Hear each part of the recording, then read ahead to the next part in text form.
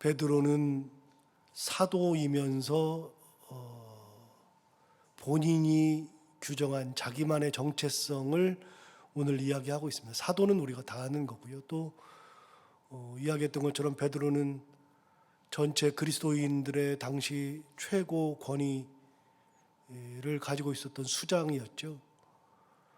참고로 예루살렘 교회의 수장은 야고보라 그랬습니다.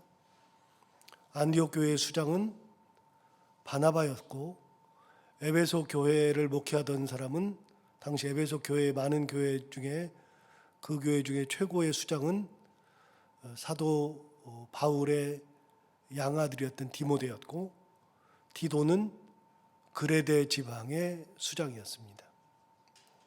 그렇게 많은 지역의 지도자들이 있지만 사도 베드로는 그 모든 지역, 한 지역의 지도자가 아니라 전체 유대인들의 지도자였죠.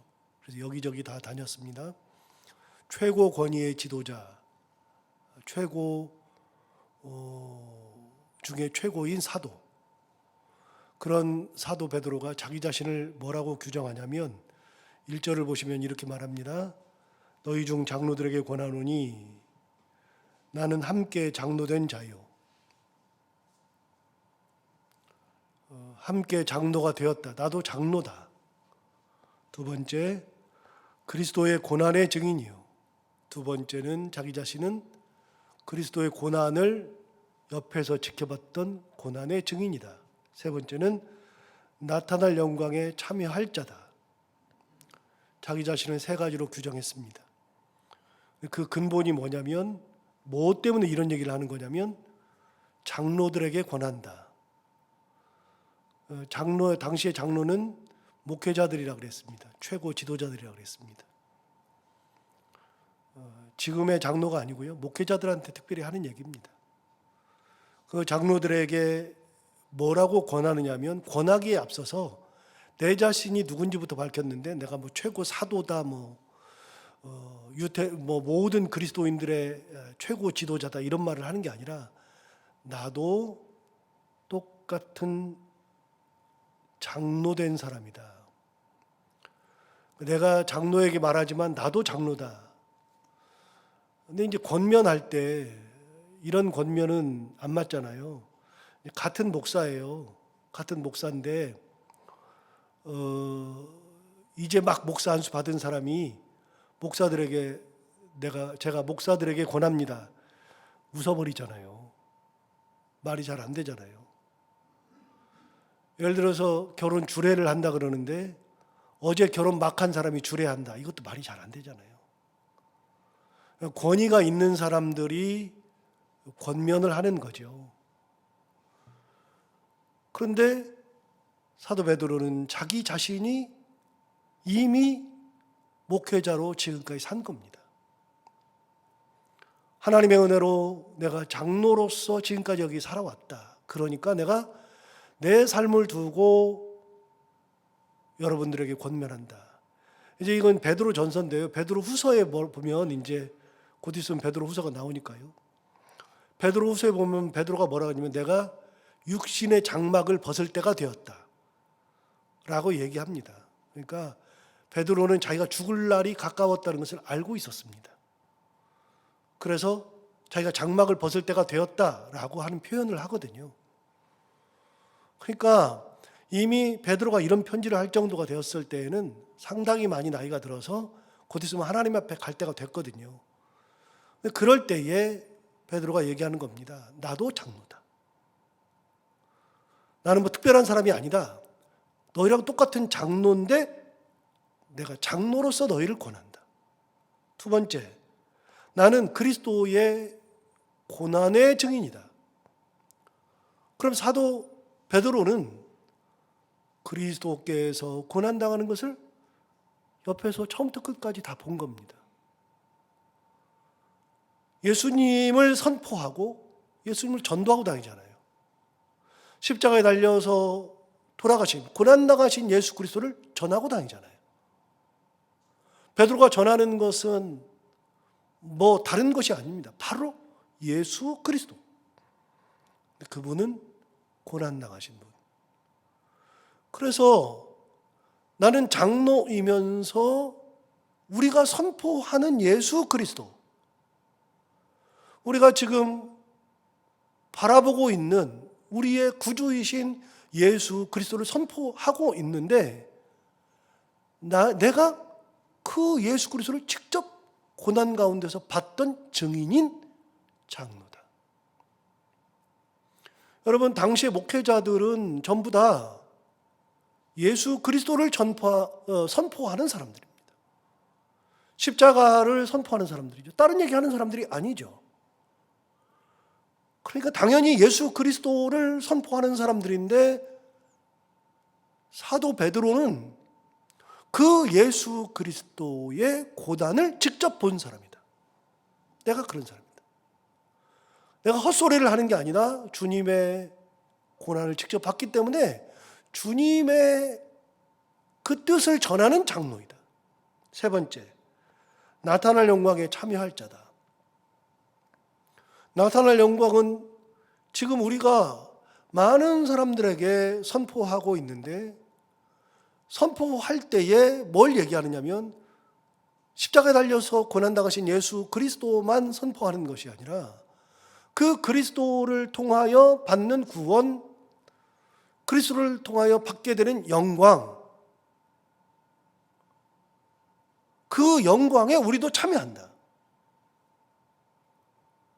우리가 모두 다 그걸 전파하지 않느냐, 선포하지 않느냐. 내가 바로 그걸 함께 참여할 사람이다. 너희도 똑같다. 그 얘기입니다. 그러니까 사도 베드로는 이 자기의 정체성을 이야기하면서 묻어나오는 권위가 있습니다. 그냥 하는 말이 아닙니다. 또 한 가지, 사도 베드로가 하는 자기 정체성은 하나부터 끝까지 전부 다 예수 그리스도와 관련이 있습니다. 하나님으로부터, 예수 그리스도로부터 장로로 부르심을 받았고, 예수 그리스도의 고난을 직접 본 증인의 역할을 우리가 하는 것이고, 예수 그리스도의 은혜를 전파하고 그리스도로 인한 영광에 참여할 것을 선포하는 사람들. 그러니까 사도 베드로는 내가 없어요. 그러더라고요. 나를 이야기할 필요가 없더라고요. 그 얘기를 하는 겁니다. 사도 베드로가 내가 잘났다, 엄청나다, 그런 얘기하는 게 아니고요. 예수만 이야기하는 겁니다. 자, 뭐라고 권면할까요? 장로들에게 권면한다는데 뭐라고 할까요? 2절, 3절의 권면의 내용이 나오는데요. 2절 보세요. 너희 중에 있는 하나님의 양무리를 치되, 그랬어요? 하나님의 양무리를 쳐요. 어디서 많이 본 얘기인데?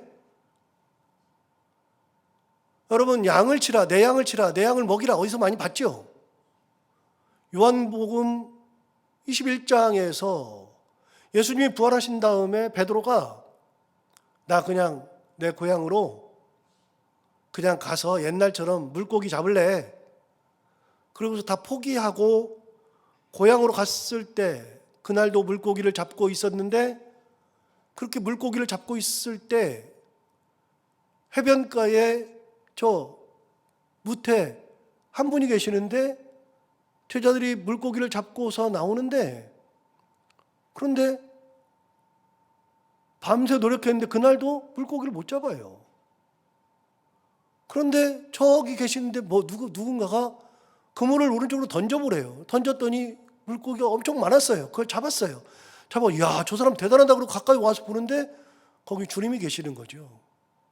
주님이다 그랬더니 베드로가 그냥 배에서 뛰어내려서 막 뛰어서 무트로 나와서 주님을 만났죠. 그 주님을 만났을 때 예수님께서 잡아온 물고기로 밥을 먹인 다음에 여러 얘기를 하죠.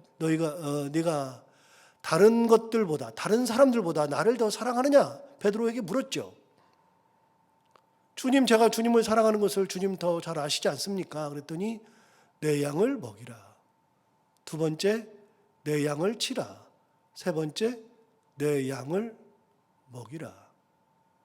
여러분, 주님께서 굉장히 중요한 개념을 말씀해 주셨는데요. 양들은 주님 거요. 제가 가끔 잊어버릴 때가 있습니다. 성도들은 제 게 아니고요. 주님 겁니다. 여러분은 제가 하나님으로부터, 예수 그리스도로부터 위탁받아서 목회하는 양이기는 하지만 주인은 주님입니다. 제가 주인이 아닙니다. 주님 분명히 말씀하셨습니다. 내 양을 먹이라. 내 양을 치라. 내 양을 먹이라. 굉장히 중요한 말씀을 하셨죠. 그거 베드로가 기억하고 있는 겁니다. 우리 몇 번 봤죠? 예수님과 똑같은 얘기하는 거 들어봤죠? 베드로 전서에서 이미 2번 얘기했죠. 오늘 이걸 보세요.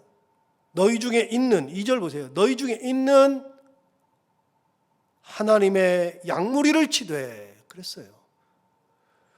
너희들이 장로니까 너에게 양떼가 있을 텐데 그 양떼는 하나님의 양이다. 자, 주인이 내가 아니니까요.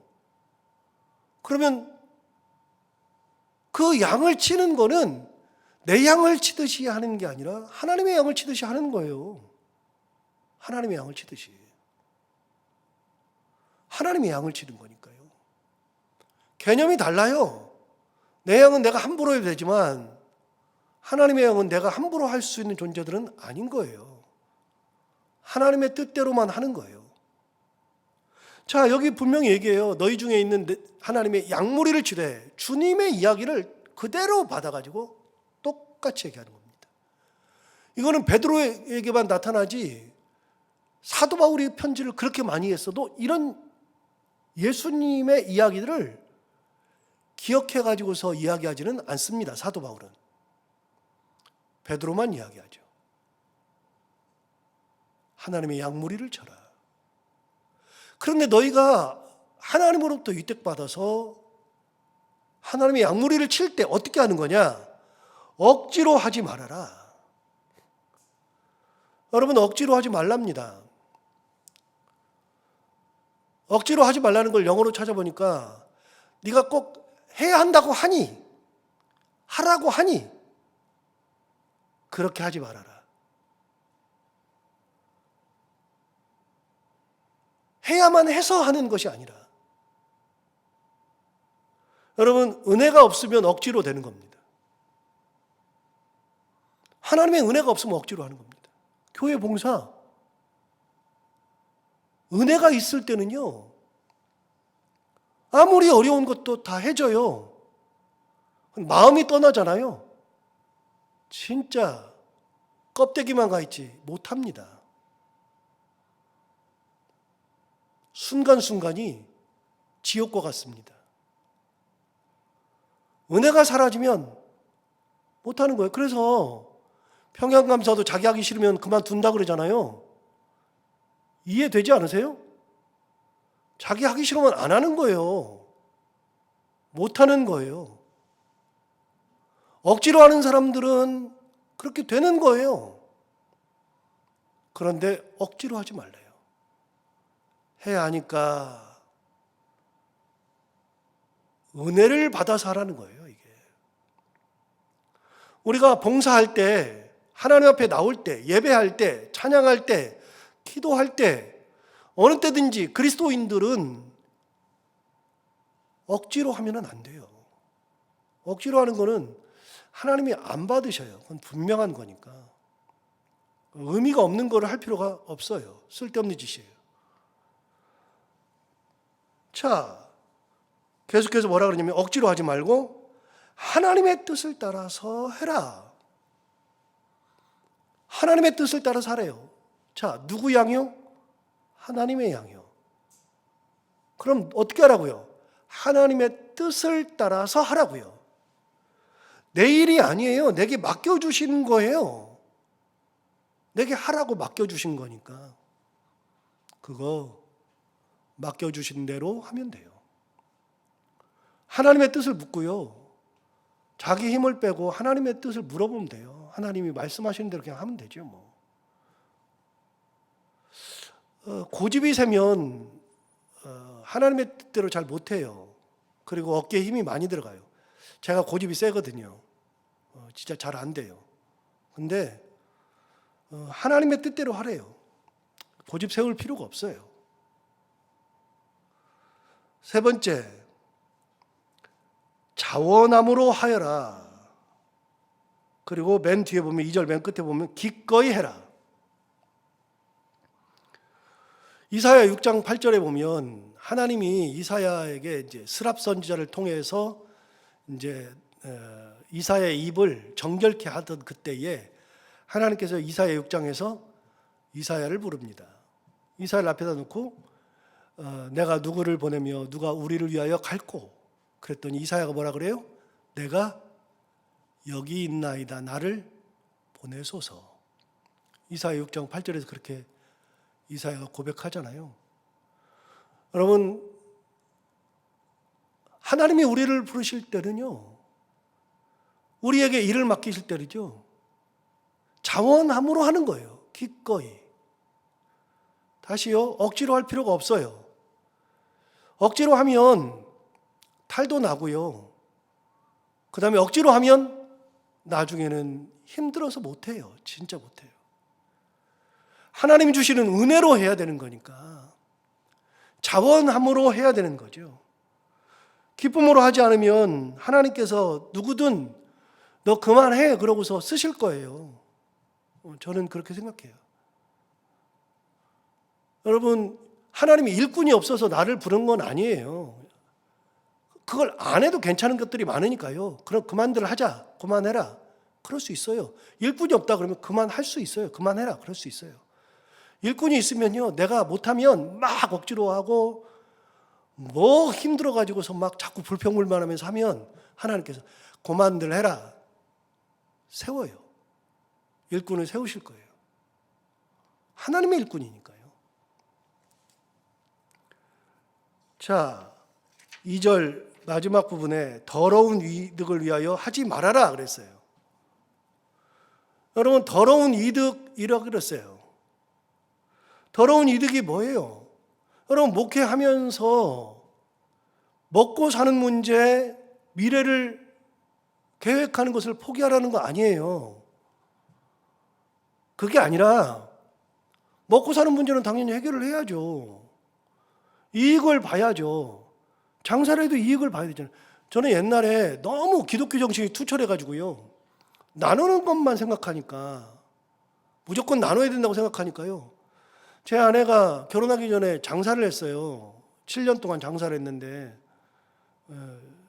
장인어른이 하던 거 물려받아서 대학 졸업하자마자 7년 이제 장사하다가 저랑 결혼했는데, 제가 가끔 이제 거기를 가면 원가를 제가 같이 남대문 시장 따라다닌 적이 있거든요.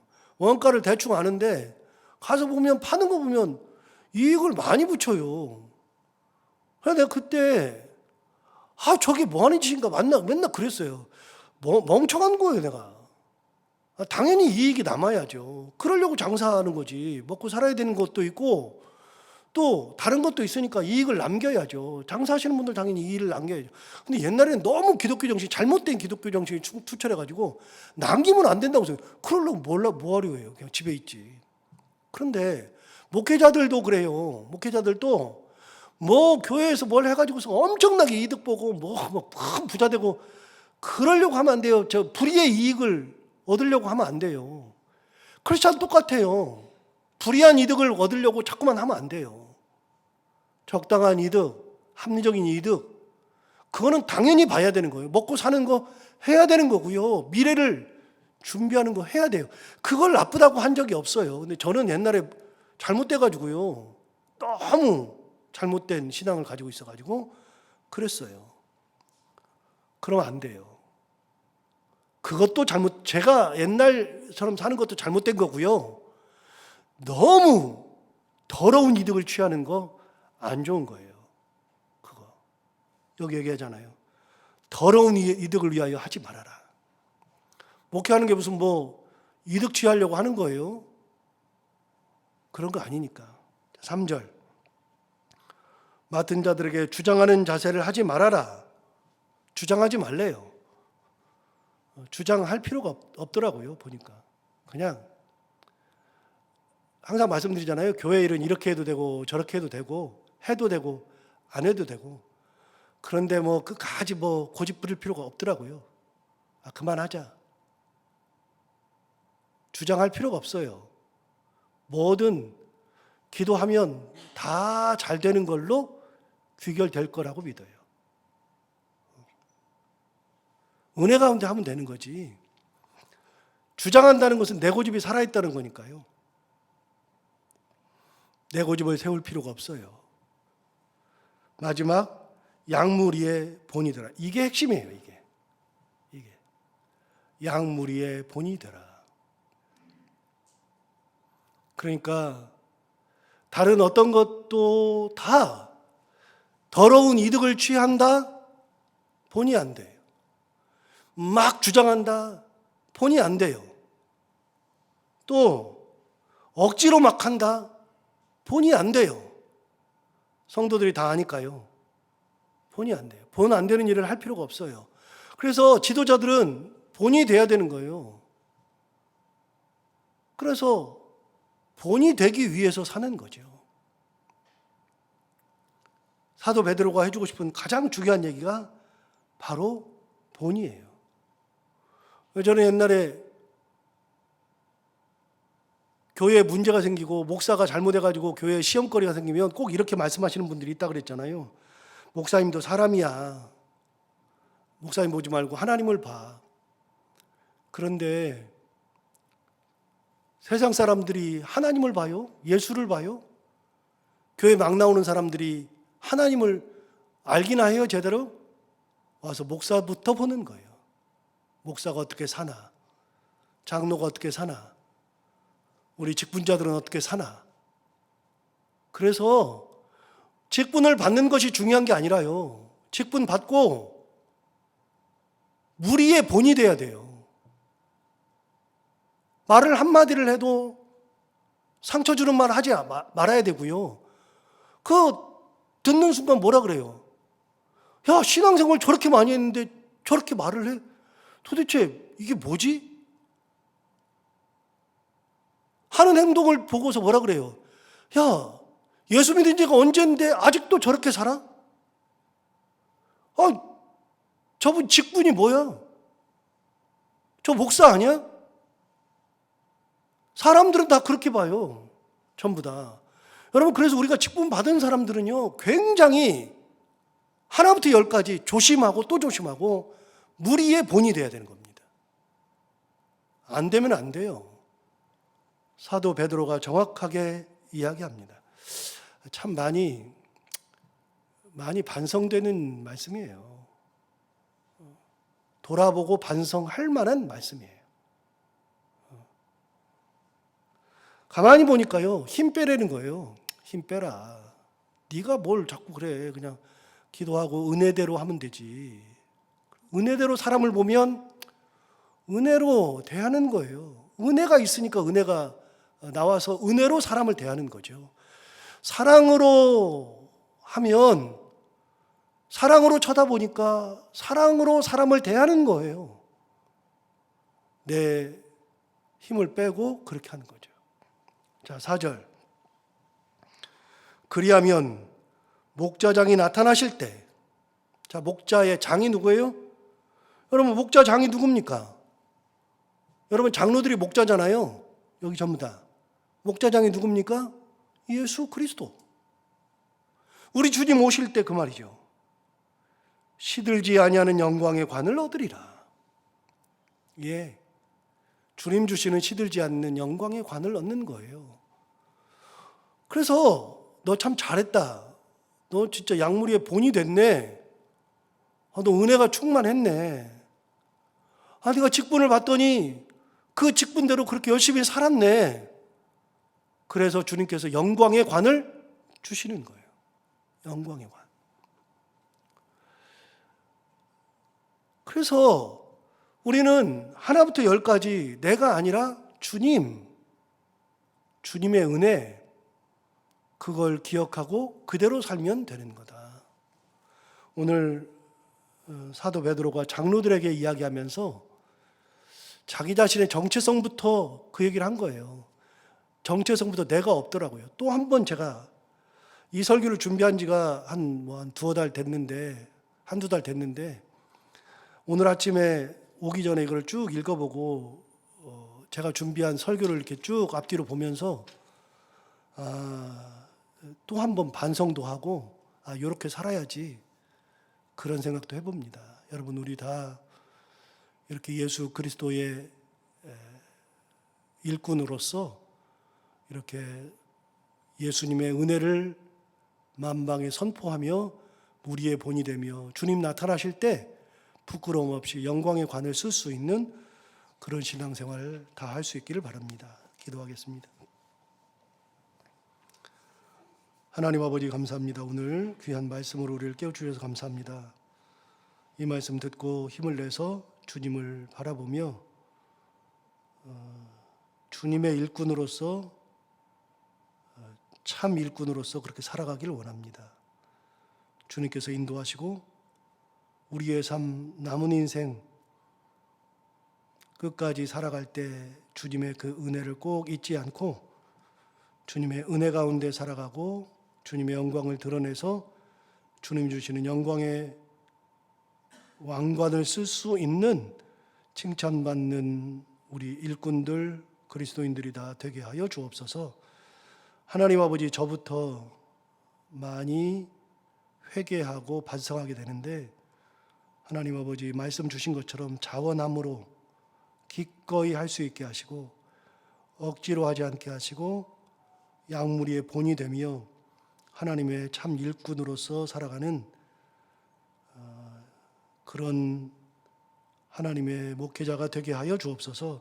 오늘도 하루를 살아갈 때 이 말씀을 기억하며 살게 하여 주옵시고 해야 되는 것들을 기쁨으로 감당하고 만나는 분들과 함께 웃고 행복한 하루가 되게 하여 주옵소서. 예수님 이름으로 기도하옵나이다.